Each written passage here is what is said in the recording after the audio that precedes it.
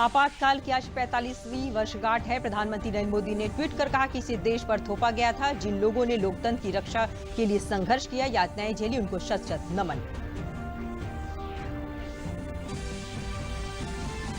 केंद्रीय कैबिनेट द्वारा अंतरिक्ष के क्षेत्र में सुधार के लिए लिए गए फैसले पर इसरो के चेयरमैन के शिवन ने कहा कि अंतरिक्ष क्षेत्र भारत का औद्योगिक आधार बढ़ाने में निभा सकता है महत्वपूर्ण भूमिका।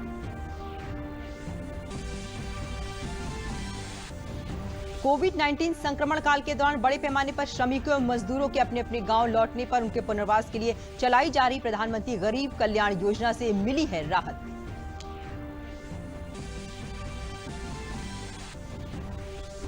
फर्रुखाबाद सदर कोतवाली आया कोरोना संक्रमण की चपेट में, मुख्य आरक्षी की मौत, सदर कोतवाली सील, 83 लोगों की गई सैंपलिंग।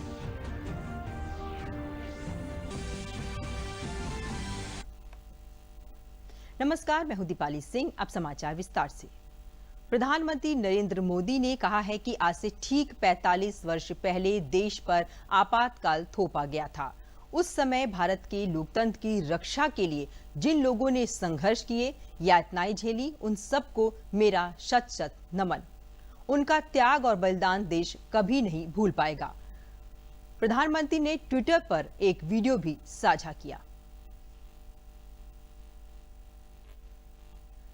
केंद्रीय गृह मंत्री अमित शाह ने आपातकाल के 45 साल पूरे होने पर कांग्रेस पार्टी पर निशाना साधा। उन्होंने ट्वीट कर कहा कि आज से 45 साल पहले एक परिवार की सत्ता की भूख के कारण देश में आपातकाल लागू हुआ। रातों रात देश को जेल में बदल दिया गया। प्रेस, न्यायालय, बोलने की आजादी, सभी को कुचल दिया गया। गरीबों और दलितों पर अत्याचार किए गए। लाखों लोगों के प्रयास की वजह से आपातकाल हटा। भारत में लोकतंत्र की पुनः बहाली हुई, लेकिन कांग्रेस पार्टी में यह अनुपस्थित रहा। एक परिवार के हित पार्टी के हितों और राष्ट्रीय हितों पर हावी था। खेदजनक स्थिति आज की कांग्रेस में फलीभूत है। CWC की हालिया बैठक के दौरान कांग्रेस के वरिष्ठ एवं युवा सदस्यों ने कुछ मुद्दों को उठाया, लेकिन उन्हें चुप करा दिया गया। कांग्रेस पार्टी के एक प्रवक्ता को बिना सोचे समझे बर्खास्त कर दिया गया। दुखद सच्चाई ये है कि कांग्रेस में नेता घुटन महसूस कर रहे हैं। भारत में विपक्षी पार्टी के तौर पर कांग्रेस को खुद से ये सवाल पूछने की जरूरत है। कांग्रेस पार्टी के अंदर आपातकाल की मानसिकता क्यों विद्यमान है? जो नेता एक परिवार से ताल्लुक नहीं रखते, उन्हें बोलने नहीं दिया जाता है क्यों?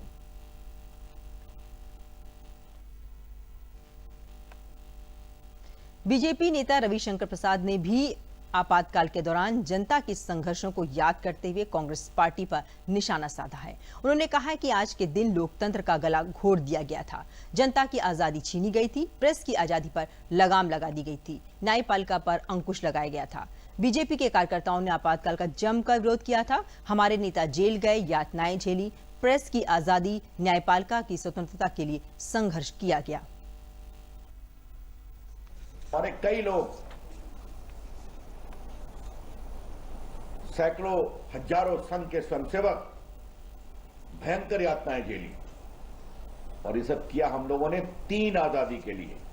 नंबर 1, भारत के लोगों की आजादी। नंबर 2, प्रेस मीडिया की आजादी। और नंबर 3, न्यायपालिका की आजादी।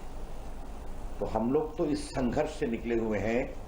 इसके लिए पीड़ा सही है इन तीनों आजादी के लिए। और हमारा यह संकल्प भारत के लोगों की आजादी, मीडिया की आजादी और न्यायपालिका की आजादी के लिए हमेशा समर्पित रहेगा। भाजपा के राष्ट्रीय अध्यक्ष जेपी नड्डा ने ट्वीट कर कहा कि भारत उन सभी महानुभावों को नमन करता है जिन्होंने भीषण यातनाएं सहने के बाद भी आपातकाल का जमकर विरोध किया। यह हमारे सत्याग्रहों का तप था जिससे भारत के लोकतांत्रिक मूल्यों ने एक अधिनायकवादी मानसिकता पर सफलतापूर्वक जीत प्राप्त की।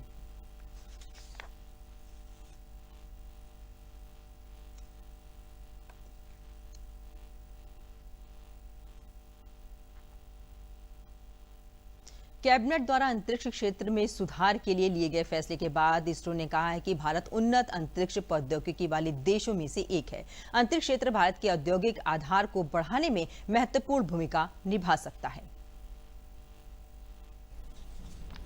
Department of Space will promote private sector space activities to enable it to provide end-to-end space services, including building and launching of rockets and satellites, as well as providing space-based services on commercial basis.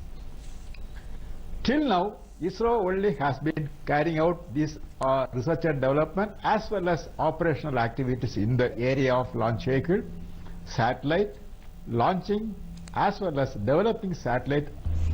This will not only result in an accelerated growth of this sector, but will enable Indian industry to be an important player in the global space economy. With this, there is an opportunity for large-scale employment in the technology sector and India becoming a global technology powerhouse. मुख्यमंत्री योगी आदित्यनाथ ने भारत सरकार द्वारा Kushinagar airport को अंतर्राष्ट्रीय airport का दर्जा देने पर प्रधानमंत्री को धन्यवाद दिया। उन्होंने कहा कि भगवान बुद्ध की धरती पर इस एयरपोर्ट के बन जाने से पर्यटकों की संख्या बढ़ेगी, जिसका लाभ पूर्वांचल को मिलेगा। पर्यटन बढ़ने से वहां रोजगार के अवसर पैदा होंगे और छोटे छोटे कामों को विस्तार मिलेगा। मुख्यमंत्री ने कहा कि अभी तक उत्तर प्रदेश में 2 इंटरनेशनल एयरपोर्ट लखनऊ और वाराणसी थे, लेकिन इन 3 वर्षों में प्रदेश को जेवर और कुशीनगर 2 नए अंतर्राष्ट्रीय एयरपोर्ट मिल गए हैं। अक्टूबर में प्रदेश सरकार ने एयरपोर्ट अथॉरिटी ऑफ इंडिया को यह एयरपोर्ट सौंप दिया था, जिससे अंतर्राष्ट्रीय एयरपोर्ट बनने की सारी सुविधाएं विकसित की जा सके। मुख्यमंत्री ने कुशीनगर एयरपोर्ट को अंतर्राष्ट्रीय एयरपोर्ट बनने के लिए कैबिनेट द्वारा लिए गए निर्णय का स्वागत किया। ये हमारे लिए एक बहुत बड़ी उपलब्धि है और इसलिए भी उपलब्धि है कि अब तक उत्तर प्रदेश में हमारे पास 2 एयरपोर्ट फंक्शनल हैं जो इंटरनेशनल एयरपोर्ट के रूप में हैं। एक राजधानी लखनऊ का और दूसरा काशी में। ये 2 इंटरनेशनल एयरपोर्ट के बाद उत्तर प्रदेश 23 से 24 करोड़ की आबादी का राज्य। इस राज्य में 2 इंटरनेशनल एयरपोर्ट काफ़ी नहीं थे और इसलिए पिछली बार हमारी सरकार ने एनसीआर रीजन में जेवर इंटरनेशनल एयरपोर्ट के रूप में एक नया प्रस्ताव भारत सरकार को भेजा था। भारत सरकार ने इसके लिए अपनी सहमति दी और दुनिया की 100 सबसे अच्छी परियोजनाओं में जेवर इंटरनेशनल एयरपोर्ट की गिनती होने जा रही है और वह एयरपोर्ट हमारे लिए निर्माणाधीन है और हम लोग बहुत शीघ्र उस पर कार्य प्रारंभ करके उसे एयरपोर्ट के रूप में विकसित करेंगे। लेकिन आज का दिन हमारे लिए बहुत महत्वपूर्ण है। तथागत बुद्ध की महापरिनिर्वाण स्थली कुशीनगर वर्षों से मांग चली आ रही थी, ये मामला लंबित पड़ा हुआ था। आज वहां पर एक एयरपोर्ट निर्माण के लिए राज्य सरकार ने 590 एकड़ लैंड पहले ही अधिग्रहित की थी।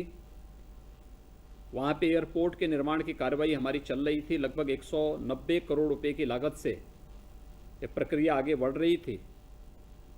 हम लोगों ने अक्टूबर 2019 में भारत सरकार के साथ एयरपोर्ट अथॉरिटी ऑफ इंडिया के साथ एक MOU भी किया था और इसके तहत हम लोगों ने पूरी property airport authority of India को सौंप दी थी कि आगे की कार्रवाई एयरपोर्ट अथॉरिटी ऑफ इंडिया करे। और आज वहाँ पर एक इंटरनेशनल एयरपोर्ट के लिए भारत सरकार ने अपनी सहमति दी है। उत्तर प्रदेश में पर्यटन की संभावनाओं को आगे बढ़ाने में इसकी बहुत बड़ी भूमिका होगी। मुख्यमंत्री ने कहा कि बुद्ध की धरती पर विदेशों से आने वाले पर्यटक आसपास के प्रदेश के पड़ने वाले 6 क्षेत्रों का भ्रमण कर पाएंगे और भगवान बुद्ध की शिक्षाओं को आत्मसात कर पाएंगे। उन्होंने कहा कि गया और नेपाल के लुम्बिनी के लिए भी एयरपोर्ट लाभकारी होगा। सबसे नजदीक एयरपोर्ट होने के कारण वहां जाने वाले पर्यटक इसका इस्तेमाल कर सकेंगे। बौद्ध पर्यटन की दृष्टि से अन्य जो महत्वपूर्ण स्थल हैं वह सारनाथ, जहां प्रथम उपदेश भगवान बुद्ध ने दिया था उत्तर प्रदेश में, कौशाम्बी उत्तर प्रदेश में और संकिसा ये उत्तर प्रदेश में 6 महत्वपूर्ण स्थल भगवान बुद्ध से जुड़े हुए, बौद्ध पर्यटन की दृष्टि से जुड़े हुए 6 महत्वपूर्ण स्थल उत्तर प्रदेश में स्थित होने के नाते न केवल बौद्ध टूरिस्ट की दृष्टि से कुशीनगर इंटरनेशनल एयरपोर्ट बनने के बाद पर्यटन और रोजगार की व्यापक संभावनाएं पूर्वी उत्तर प्रदेश में बनेंगी। साथ ही साथ पूर्वी उत्तर प्रदेश के विकास को एक नई गति देने में भी इस इंटरनेशनल एयरपोर्ट की एक बड़ी भूमिका होगी। प्रधानमंत्री नरेंद्र मोदी के नेतृत्व में कल हुई कैबिनेट बैठक में कई महत्वपूर्ण फैसले लिए गए। केंद्रीय सूचना और प्रसारण मंत्री प्रकाश जावड़ेकर ने बताया कि इसमें देश के स्पेस एसेट को सभी के लिए खोला जाएगा। केंद्रीय मंत्रिमंडल की बैठक में उत्तर प्रदेश के कुशीनगर में अंतर्राष्ट्रीय हवाई अड्डे के निर्माण का फैसला भी लिया गया। कुशीनगर बुद्धिस्ट सर्कल का एक तरह से मध्य बिंदु है, लेकिन वहां अंतर्राष्ट्रीय स्तर का एयरपोर्ट नहीं था। अब वो कुशीनगर में अंतर्राष्ट्रीय एयरपोर्ट हो रहा है, हवाई अड्डा हो रहा है, जिसमें 3 किलोमीटर की एयर स्ट्रिप बन चुकी है। अब कोई भी एयरबस जैसा बड़ा जहाज भी उतर सकता है और मुझे विश्वास है जैसे अंतर्राष्ट्रीय यातायात शुरू होगी, यहां भी विमान आने लगेंगे और यहां से बुद्धिस्ट सर्किट को जाने वालों को बहुत सुविधा होगी।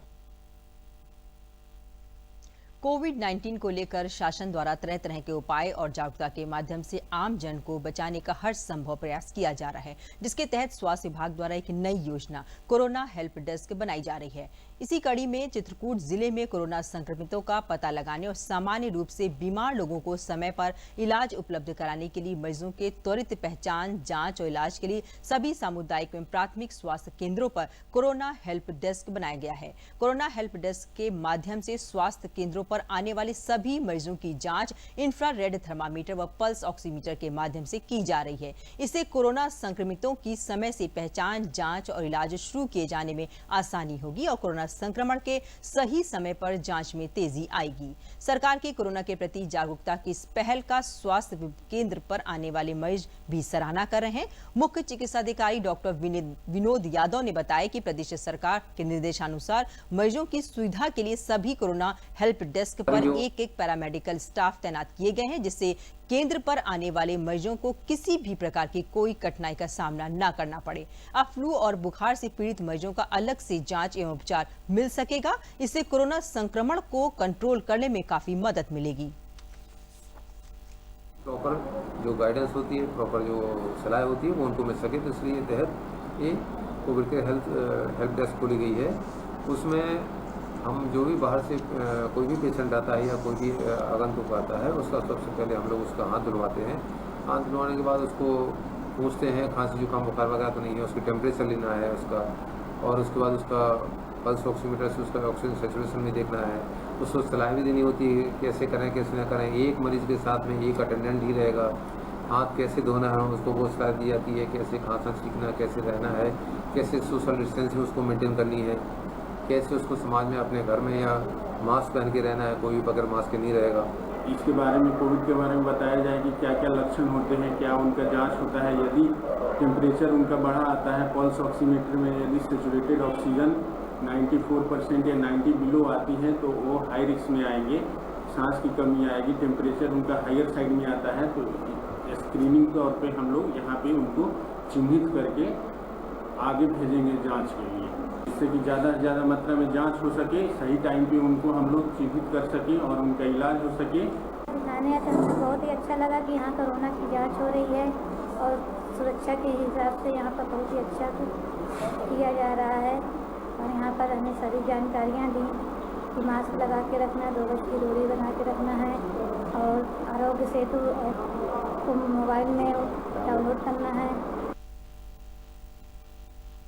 प्रधानमंत्री गरीब कल्याण योजना के तहत गरीब श्रमिकों को अनेक प्रकार की भिन्न योजनाओं का लाभ दिया जा रहा है। इस योजना के अंतर्गत श्रमिक अपने घर के आसपास काम करके अपने परिवार का भरण पोषण कर सके, इसका प्रयास किया जा रहा है। प्रयागराज उद्यान विभाग द्वारा एक विशेष योजना चलाई गई है। गरीब श्रमिकों को इस योजना के तहत लाभ दिया जा रहा है। जिला उद्यान अधिकारी प्रतिभा पांडे ने बताया कि इस योजना के तहत श्रमिकों को फलदार कलमी पौधे निःशुल्क दिए जा रहे हैं, जिसमें आम, अनार, कटहल, अमरूद और जामुन इत्यादि पौधे दिए जा रहे हैं, जिनको ये अपने क्षेत्र में पौधारोपण करके आने वाले समय में उन पौधों के द्वारा उनके फलों को बेचकर अपना जीवन यापन भली भांति कर लेंगे। और इन पौधों को लगाने के एवज में मनरेगा योजना में दी जाने वाली 201 रुपए की राशि प्रतिदिन के हिसाब से इनके खाते में सीधे दी जाती है, जिससे इनको काम के साथ साथ कलमी फलदार पौधों के लाभ भी मिल रहा है। इन पौधों को लगाते हुए लाभार्थी सुनील कुमार, विनय कुमार और अन्य लाभार्थियों ने बताया कि सरकार की इस योजना से हम लोगों को दोहरा फायदा होगा। प्रतिभा पांडे ने बताया कि प्रयागराज में 20 विकास खंडों में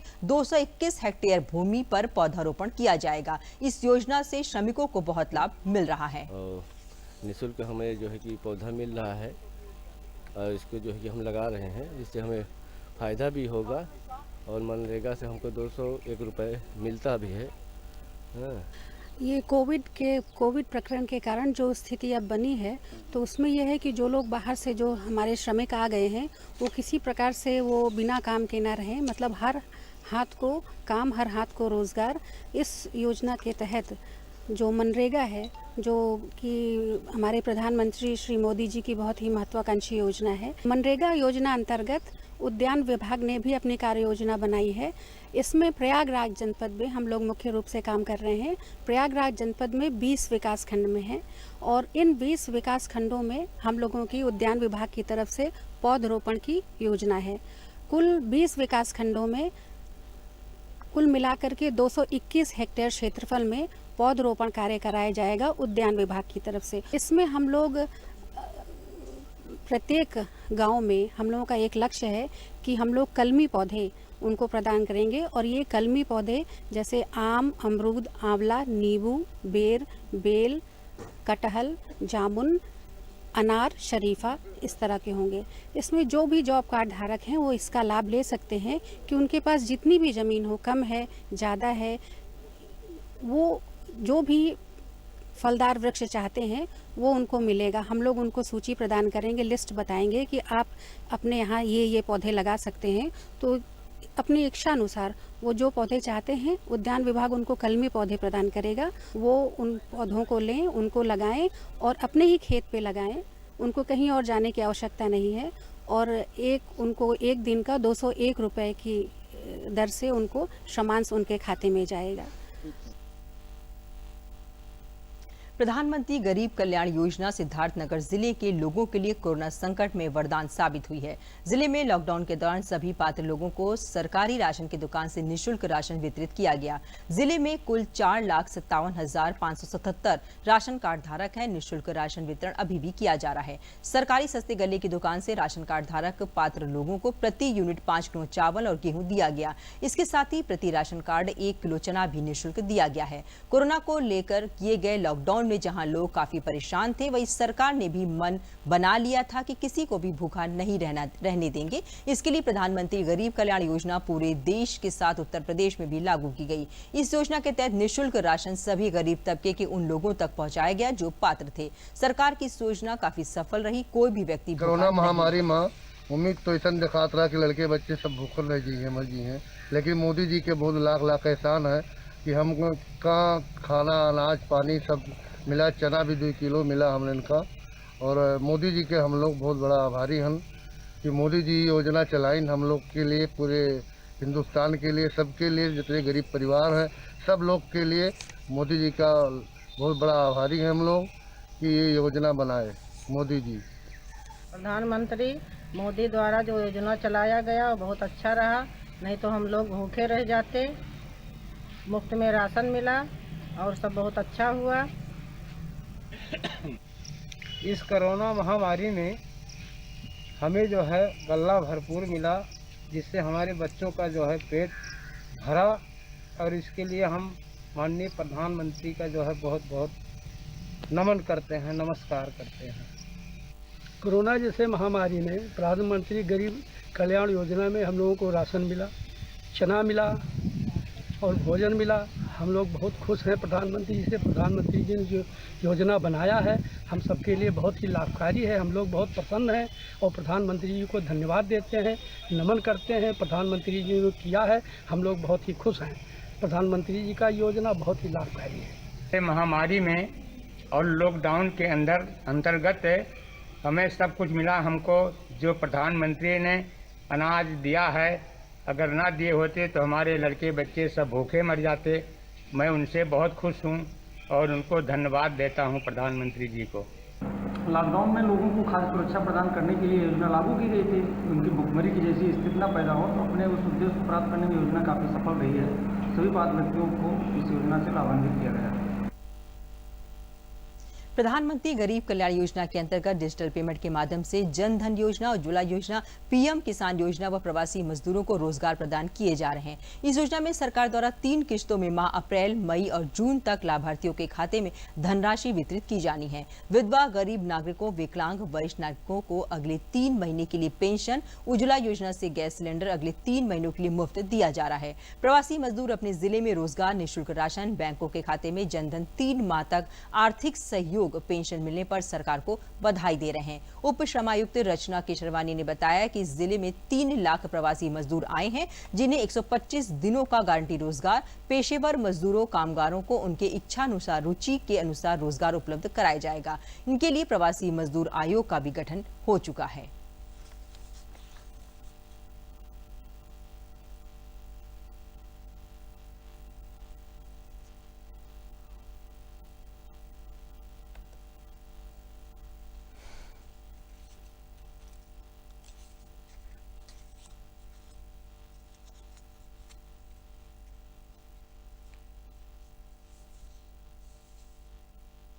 गवर्नमेंट का मैं बहुत आभारी हूँ कि जिससे ये हम लोगों को सुविधा दी। मेरा नाम धर्मेंद्र है, मैं बेलांगा का रहने वाला हूँ। मैं राजकोट में रहता था, वहाँ पर लॉकडाउन होने पर कंपनी बंद हो गई। इसके बाद में सरकार मुझे किसी प्रकार से ट्रेन से यहाँ पर लाई है। यहाँ पर नरेगा में काम चल रहा है, हमारे परिवार की रोजी रोटी चल रही है, इसलिए मैं सरकार को धन्यवाद देता हूँ। मेरा नाम लाल प्रसाद है, मैं बॉम्बे में रहता था। लॉकडाउन की वजह से हमको सरकार ने ट्रेन से यहाँ मंगा लिया है अपने गाँव में, और वहाँ मतलब यहाँ रोजी रोटी के लिए मनरेगा में काम लगा लिया हूँ। हमारा रोजी रोटी चल रहा है, सरकार को धन्यवाद। भेजी नहीं तो निकाले आई नहीं, और मोदी जी का धन्यवाद। Meena Devi, bank of India. Modi पैसा देना है और निकालना है मैं 1100। हम आए बैंक में, मोदी जी ने जो जनधन खाते में पैसे दिए हैं उसी को निकालने आए हैं, और मोदी जी को धन्यवाद। राशन लेने आए हैं, राशन की दुकान पे राशन तो मिल रहा है, फ्री मिल रहा है। उनको मोदी जी को धन्यवाद देते हैं, मोदी जी ने बहुत कुछ किया है। मुझे प्रधानमंत्री जी का जो सम्मान निधि 2000 रुपये है, मुझे 5 किस्त प्राप्त हो गया है। मैं प्रधानमंत्री जी से बहुत खुश हूँ और सारी व्यवस्थाएं हमको मिलती हैं। इस लॉकडाउन में जो पैसा हमको मिला प्रधानमंत्री जी का सम्मान निधि, उससे हमारे सारे खर्चे चले।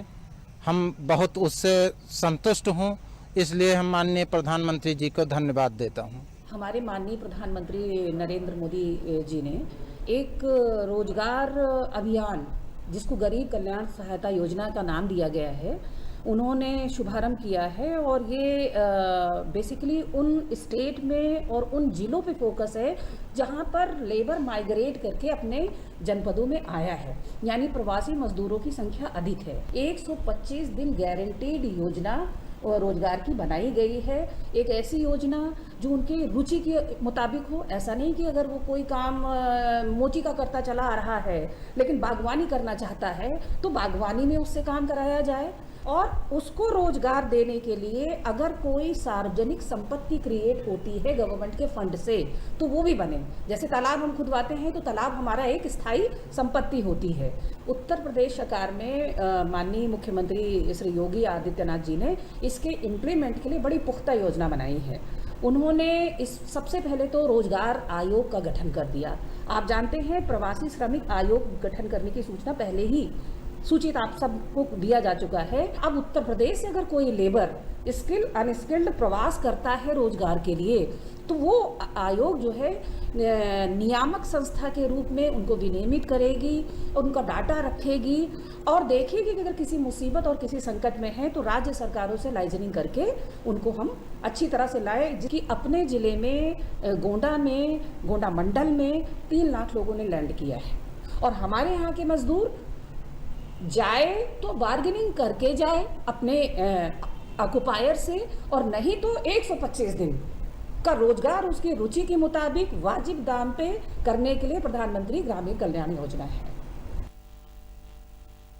कोविड-19 के संक्रमण के चलते सुदूर स्थानों पर विभिन्न संस्थानों में काम कर रोजी रोटी कमाने वाले श्रमिकों को पलायन कर अपने गांव में वापस आना पड़ा है।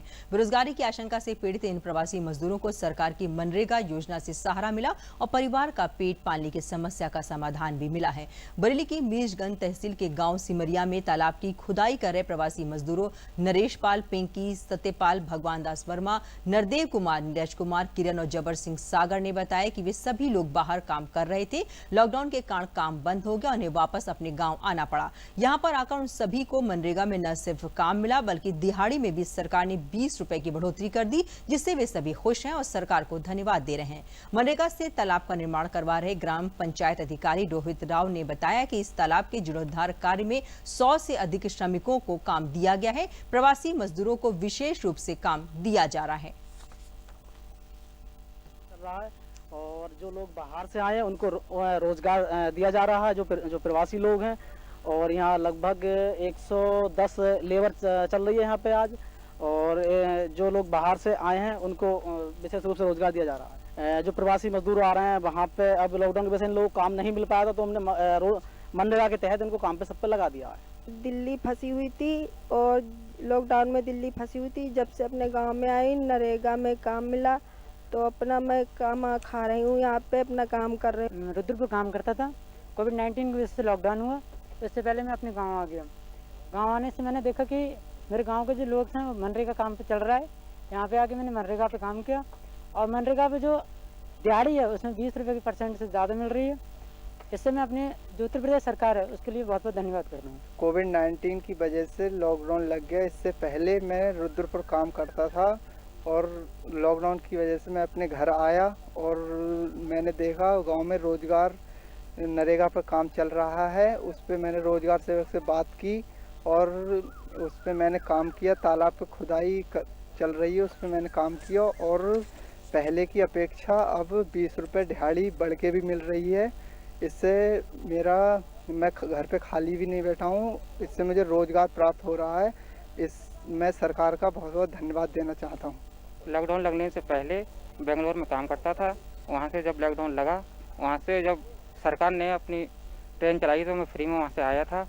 फिर गांव आया था, गांव आके रोजगार सेवक और सेक्रेटरी से मैंने बात की तो मुझे काम मिला। जी, मेरा नाम नरदेव कुमार है। मैं गांव सिमरिया ज़िला बरेली का रहने वाला हूँ। मैं दिल्ली में रेहड़ी लगाता था। लॉकडाउन लगने के कारण मैं घर पे आ गया। घर पे आके मैंने रोजगार सेवक से बात की, उसने मुझे नरेगा में काम दिलाया। मेरे गांव के पास में एक तालाब खुद रहा है जिसमें पानी भरा जाएगा, उससे गांव का फायदा होगा और पानी का वाटर लेवल भी ऊपर आएगा। मैं राजस्थान में काम करता था, वहाँ लॉकडाउन लगने की वजह से मैं अपने गांव भाग आया। यहाँ आके मैं अपने गांव में देखा कि मनरेगा का काम चल रहा है, तो मैंने अपने सेक्रेटरी साहब और जो हमारे मेट साहब हैं उनसे मैंने कहा कि मुझे मनरेगा में काम दो, तो उन्होंने मुझे काम दिया। तो पता चला कि हमारे गाँव के बाहर एक तालाब में काम चल रहा है, तो उस तालाब में मुझे काम मिला और मैं काम कर रहा हूँ। मुझे काम मिल गया है गांव में और मैं प्रधानमंत्री को बहुत बहुत धन्यवाद देता हूँ। अंत में प्रमुख समाचार एक बार फिर।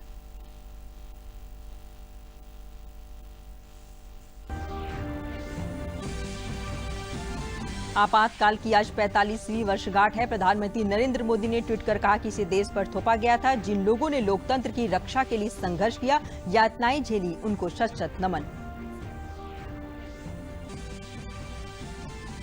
केंद्रीय कैबिनेट द्वारा अंतरिक्ष के क्षेत्र में सुधार के लिए लिए गए फैसले पर इसरो के चेयरमैन के शिवन ने कहा कि अंतरिक्ष क्षेत्र भारत का औद्योगिक आधार बढ़ाने में निभा सकता है महत्वपूर्ण भूमिका।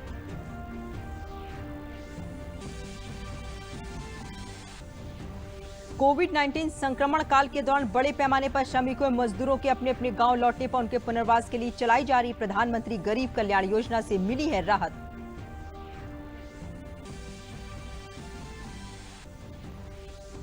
फर्रुखाबाद सदर कोतवाली आया कोरोना संक्रमण की चपेट में, मुख्य आरक्षी की मौत। सदर कोतवाली सील, 83 लोगों की गई सैंपलिंग।